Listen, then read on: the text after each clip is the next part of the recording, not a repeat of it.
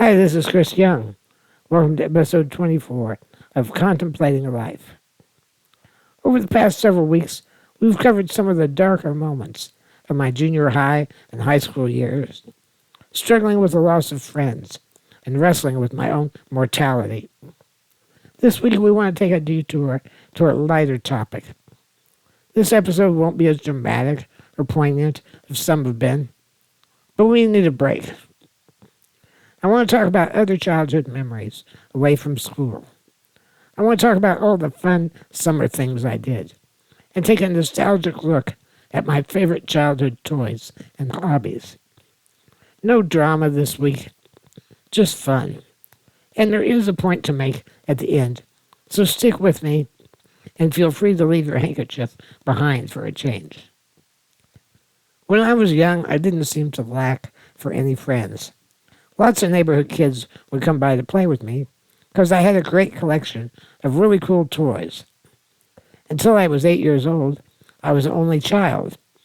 And also, given that my parents didn't think I was going to live very long, I was quite spoiled. My extended family is small. Dad only had one brother.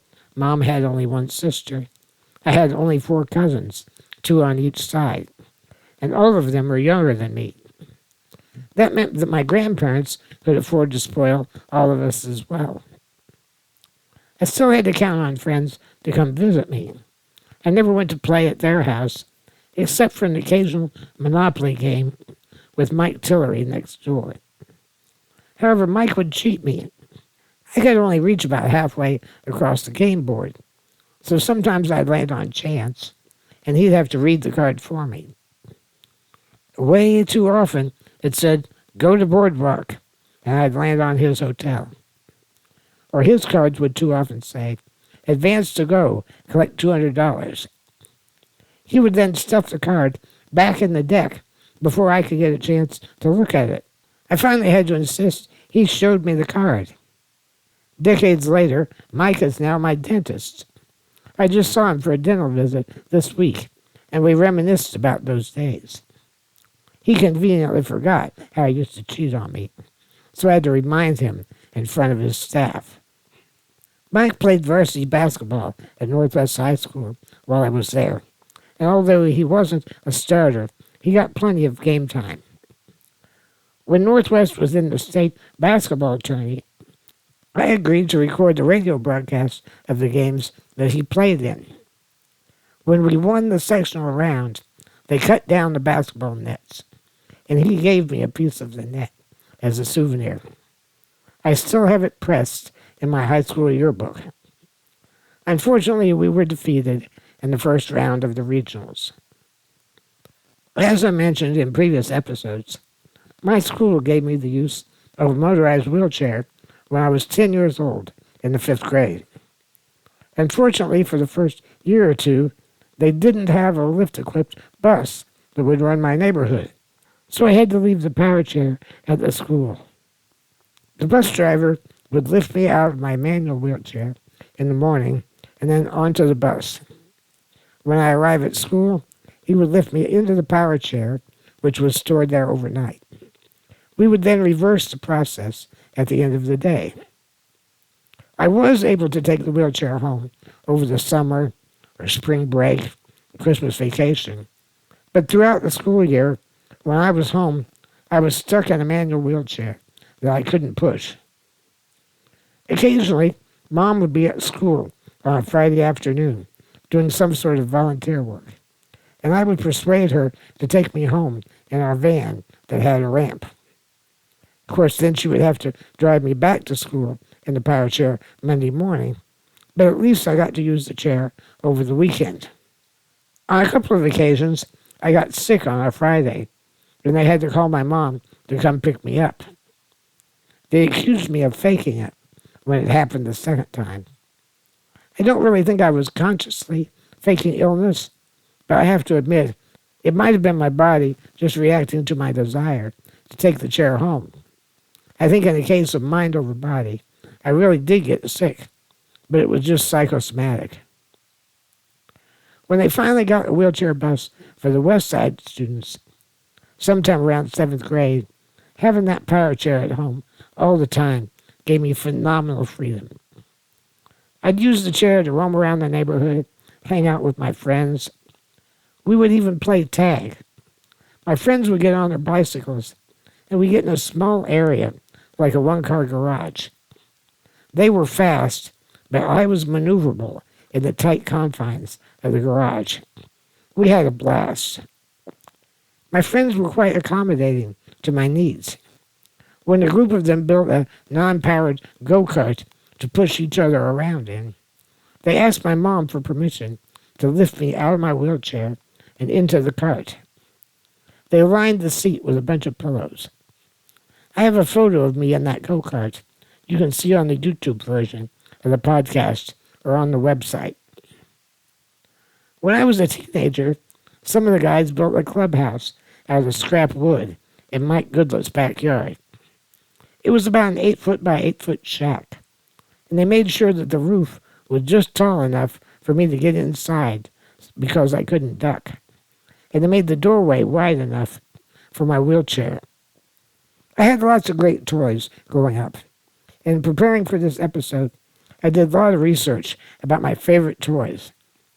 I was surprised to see many of them were collectibles, selling for high prices on eBay, Etsy, and Amazon. Normally, when I mention something in the podcast, I tell you that there are links in the description.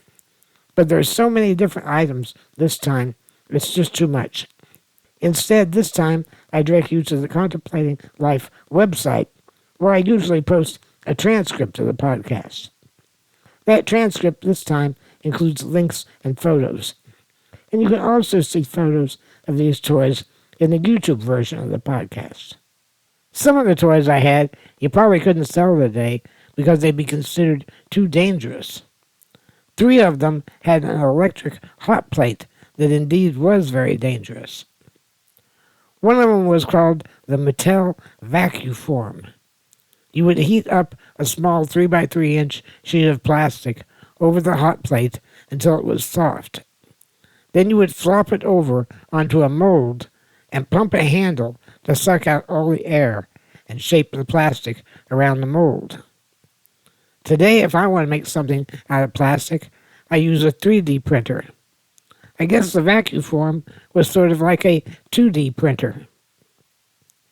That same hot plate was incorporated into another toy called Creepy Crawlers. You had these negative molds made out of aluminum in the shape of spiders, snakes, and other creepy things. Then you would pour in some liquid plastic called plastic goop, and the heat would harden it into a wiggly rubber worm or insect. You were supposed to pour the liquid in the mold while it was at room temperature and then put it on the hot plate to cure. But I discovered that if you heated the mold first, you could drop drips of plastic in strategic locations, let it cure, cool the thing down, and then add different colors on top of that. Sometimes I'd add a little wadded up piece of paper to block off part of the mold, so I could fill in the mold in selected sections. Then I would cut out the little paper dam and fill in the rest with different colors, making striped worms or spiders with patterns on their back, or insects with different colored legs. They also had a different formula that was candy that was edible. They called that Incredible Edibles, and you could eat the worms and bugs. The candy liquid they used in that toy was called Gobbledygook. I also had a small power woodworking toy that can be converted from a jigsaw to a drill press to a lathe to a disc sander. I had a lot of fun with that. It came with a supply of balsa wood and pine wood for making toys. For my 8th birthday, I got a small reel-to-reel tape recorder that was a big hit. We used to make pretend interviews on tape.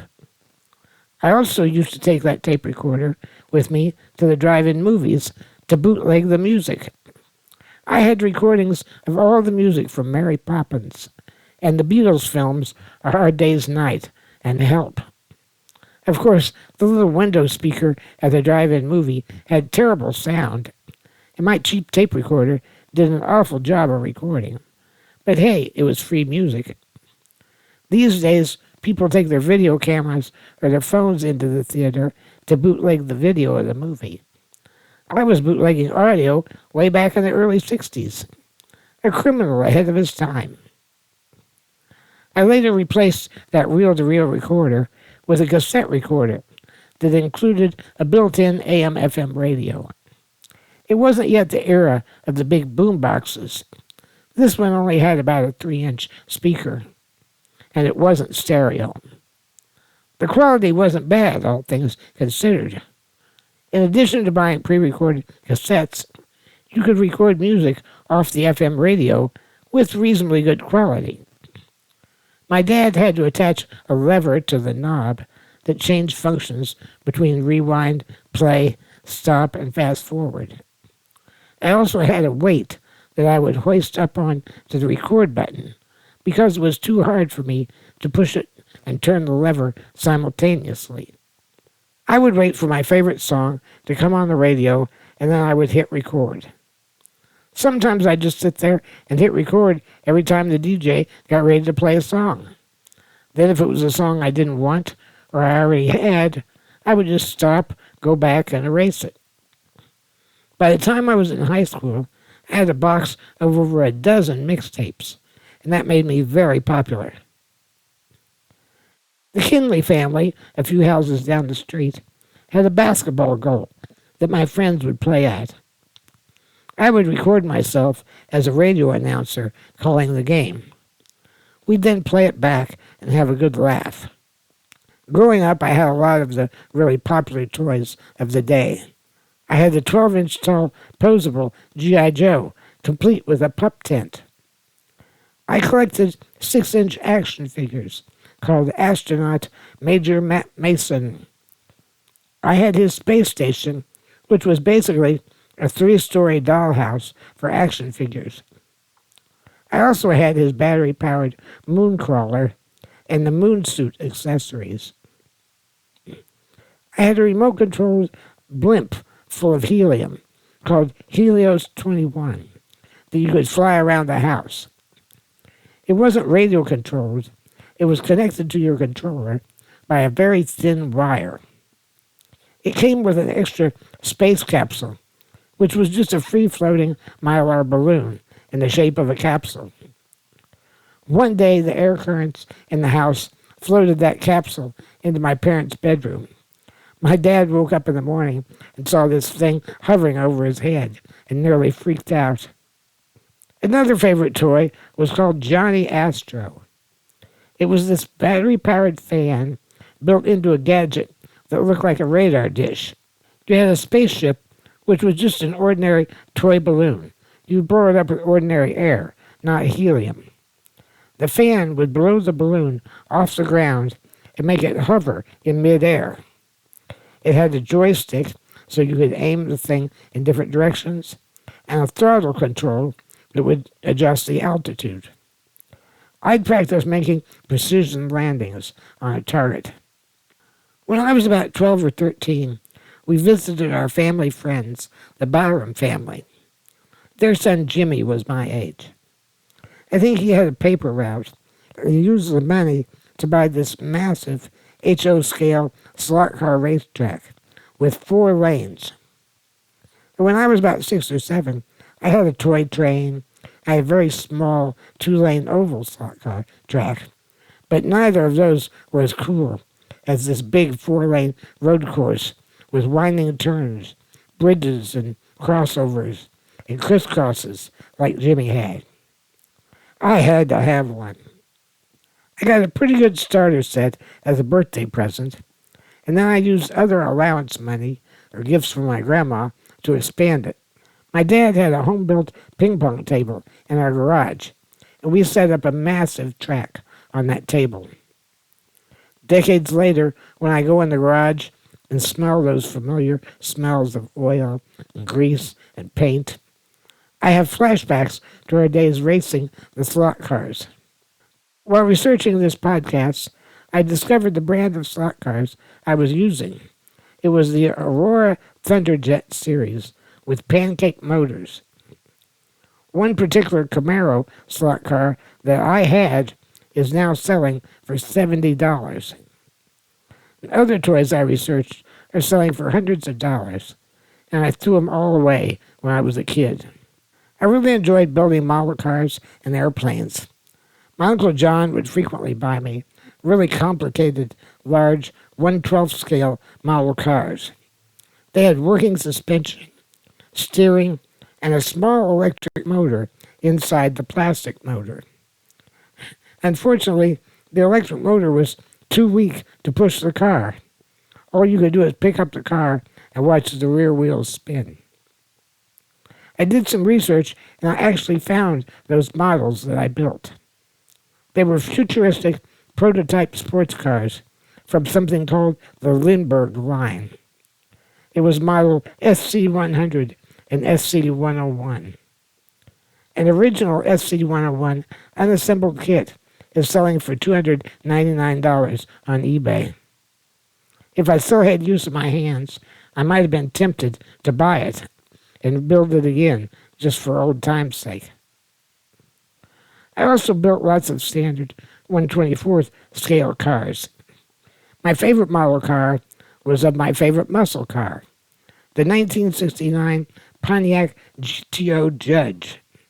I painted it bright orange. I recently found a die-cast 69 GTO with the Judge paint scheme for sale for about $40. I might have to buy that. I always wanted a real GTO. If I wasn't in a wheelchair, I would have had one. I remember I did some kit bashing on a model car, a Chevy or a Lincoln or some big car, and I made it into a Batmobile that looks amazingly like the Adam West Batmobile from the 1960s TV series.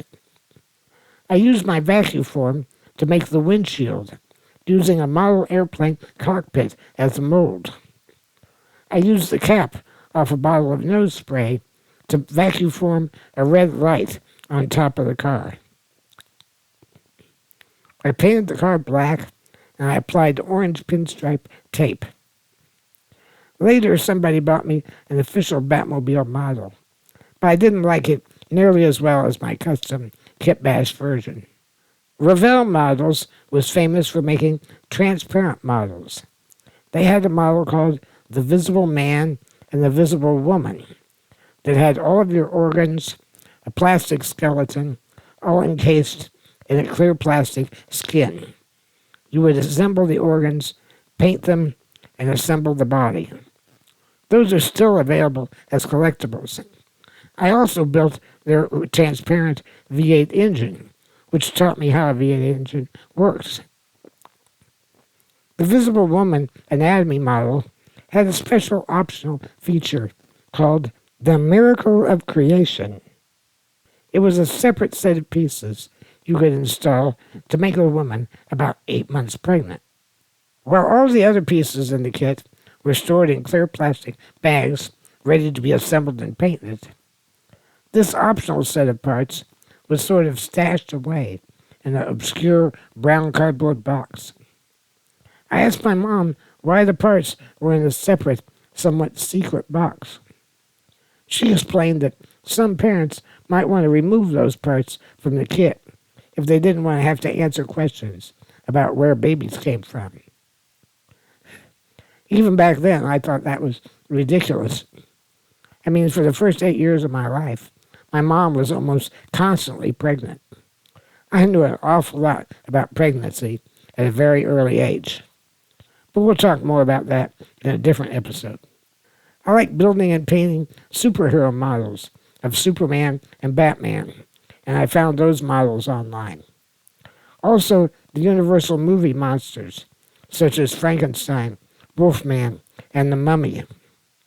I was surprised to see the exact models I built for sale online. An unassembled Frankenstein kit, exactly like the one I had, was for sale for $2,000. Now, that's not to say they found someone crazy enough to pay that much, but I was amazed nevertheless. Online, I found a really cool model of a Mercury Atlas rocket, exactly like the one I built at a very early age during the Mercury space program. It included a launch pad with a ramp leading up to it. There was a transporter erector gantry and some tiny fuel trucks. It brought tears to my eyes when I saw it was available for sale. It was the first display model rocket I ever built. I also found the exact Gemini capsule model that I built. I had the 3 foot tall, 1/144th scale Saturn V by Revell. I went looking for one of those online, but all I found was something called the 50th anniversary of the moon landing models. I'm not sure that this re-released version was identical to the one I built in the late 60s. I also built a larger scale model of the Apollo spacecraft that included the enclosure for the lunar module itself, as well as the command and service modules. Now, all of these were simply display models, but I also very much enjoyed building and flying cardboard and balsa model rockets. I got a starter kit with a launch pad from Estes Rockets, and then I used allowance money to buy more and more rockets. Estes sold a kit called Cinerock. It was a tiny, custom-built Super 8mm film camera that would sit atop an Omega D model rocket. The custom film cartridge would shoot about 30 seconds of footage, and I launched it twice. You had to handle the film in complete darkness, and then you would send it back to them to be processed. They warned you only shoot the film in the middle of the day in full sunlight, but I didn't pay attention to that. My first launch was about 4:30 in the afternoon. It looked sunny enough for me. The film came out very dark. My second attempt was much more successful. A friend of our family had an 8mm Moviola viewer, and I would use it to watch the movies. Even though years ago we transferred most of our 8mm movies onto videotape and later DVD, I don't know whatever happened to those rocket films. My pride and joy flying model rocket was the massive 1/144th scale Estes Saturn V. I recently found some old photos of me and my friends flying that rocket in the big field behind the Coca-Cola plant on 30th Street, just a couple of blocks from my house. I had the opportunity to fly that rocket in front of an audience. When I was at Northwest High School, we had a bicycle race each May called the Little 500. It's modeled after a famous similar race held at Indiana University each year.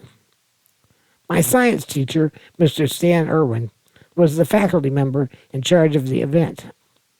I volunteered to do a rocket launch during the opening of the race, right after the national anthem.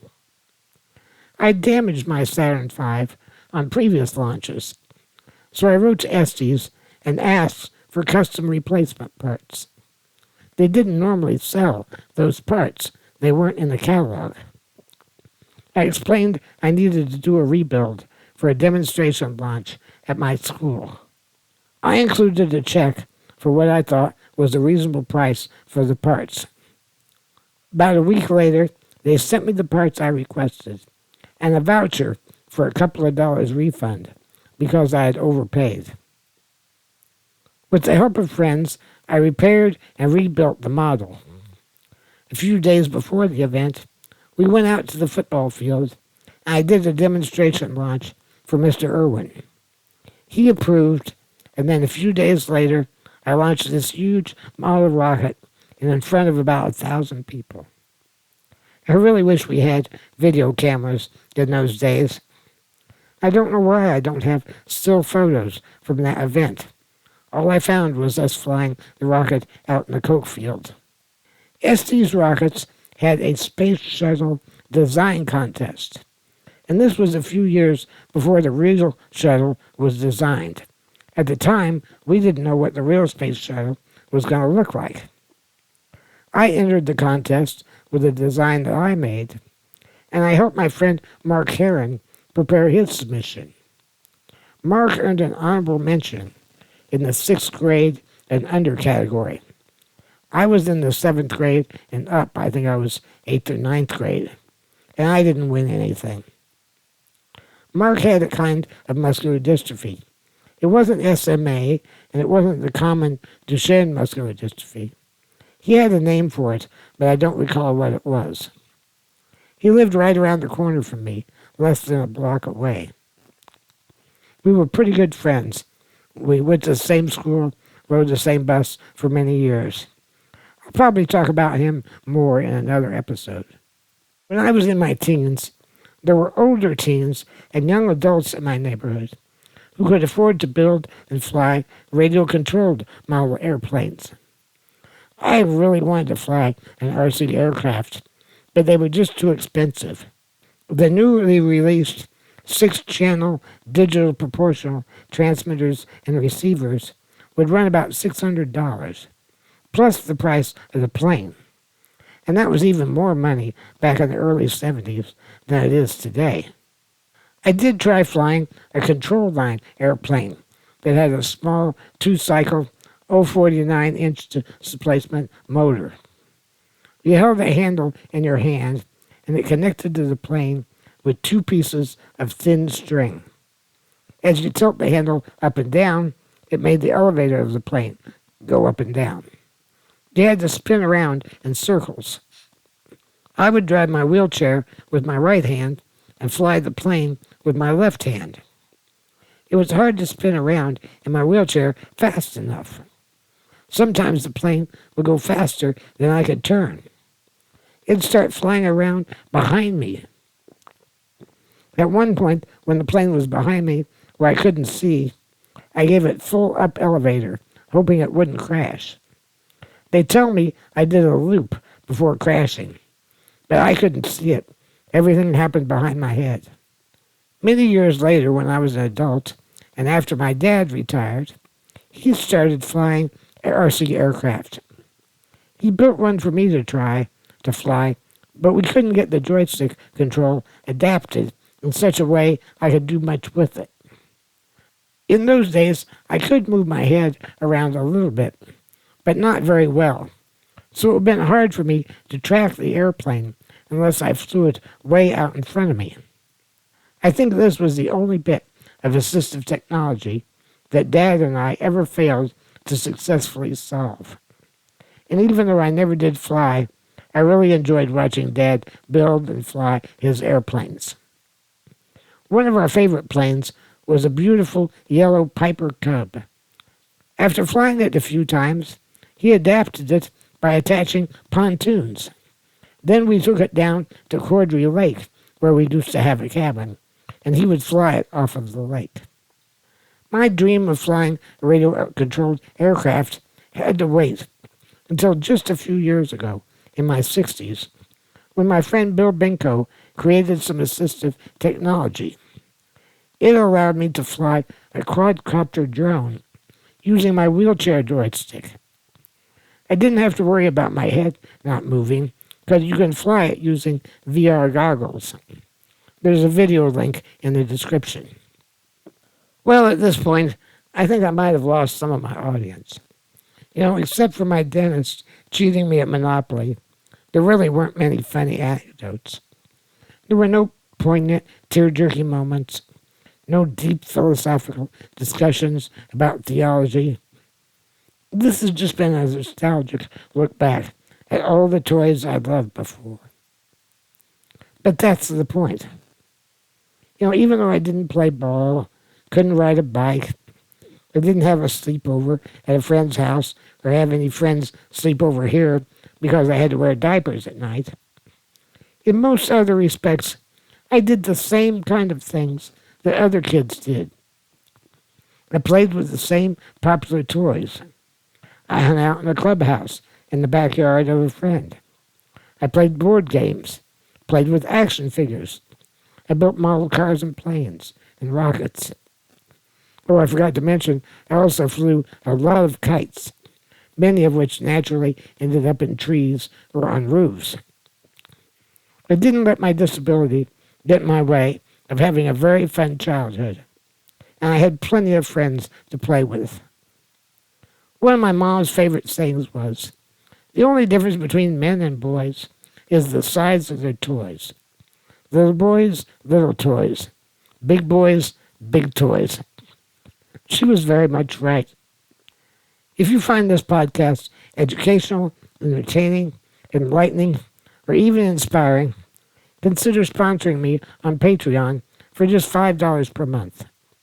You'll get early access to the podcast and any other benefits I might come up with down the road. It's not that I'm desperate for money. Well, actually I am, but $5 a month isn't going to help.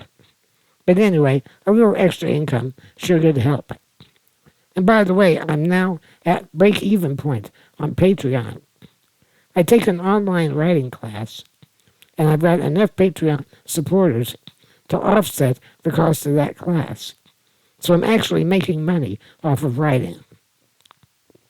Many thanks to my Patreon supporters.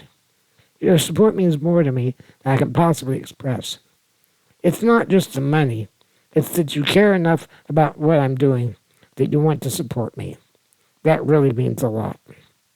Even if you can't provide financial support, please post links and share this podcast on Facebook and other social media. I really want to grow my audience. I'll see you next week as we continue contemplating life. Until then, fly safe.